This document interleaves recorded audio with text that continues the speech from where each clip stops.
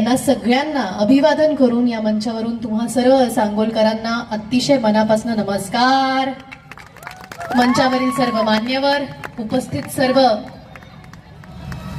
माता भगिनी, तरुण मित्रमंडळी, लहान मुलं, पोलीस अधिकारी, विविध क्षेत्रातील राजकीय, सामाजिक, न्याय व्यवस्था, व्यापारी, अशा विविध क्षेत्रातील सर्व मान्यवर, खूप आनंद होतोय. पहिल्या तुमच्या प्रश्नाचं उत्तर म्हणजे आल्यापासून ऐकते आहे सोन्याची नगरी. माझं नाव सोनाली. अप्सराली मध्ये गाण्याची सुरुवात होते, सोन्यात सजली.